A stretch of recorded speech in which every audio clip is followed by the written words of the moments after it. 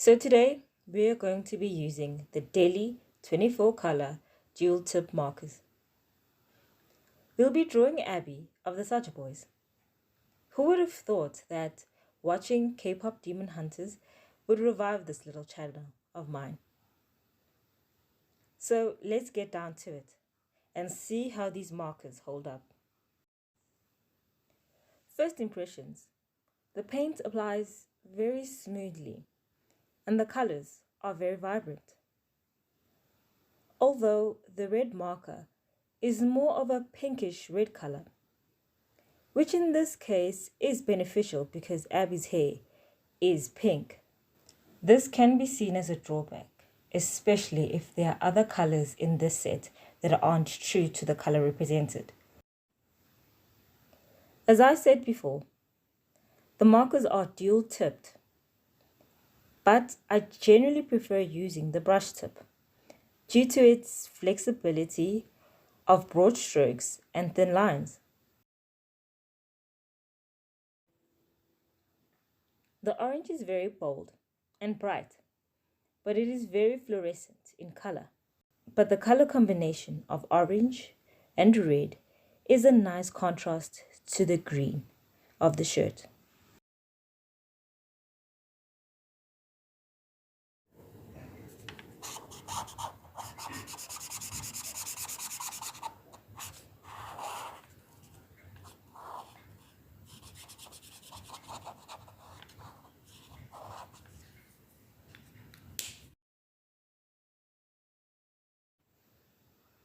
Working with these markers, I noticed that it's generally hard to blend them due to them drying so fast.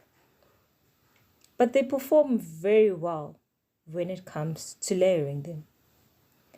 I'm really pleasantly surprised how well this is turning out. The colors are bright and vibrant.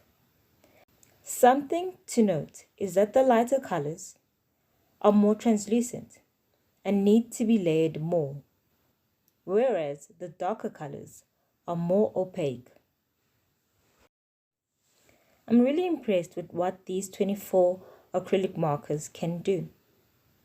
And I believe 24 colors is a good starting point for anyone trying acrylic markers. Not all of us can afford 60 or 90 or 120 markers. And essentially remember that acrylic markers are paint and then they can be mixed so you can get the colors that you don't currently have. I'm using a water brush to make it easier for myself to blend these markers. Some people prefer using their fingers, but that doesn't really work for me and it kind of smudges on the paper.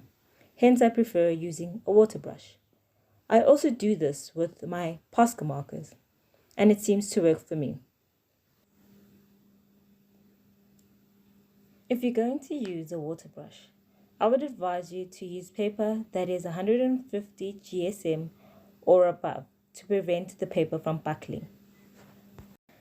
But for this picture, I'm currently using marker paper of a lower paper weight.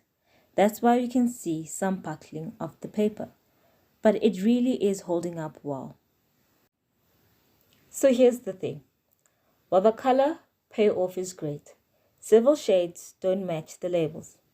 It's not a deal breaker, but if you're new to these markers, definitely swatch them first. I believe these acrylic markers would perform well with food illustrations, which is something to think about, and maybe I would do for my next video. This is the final illustration.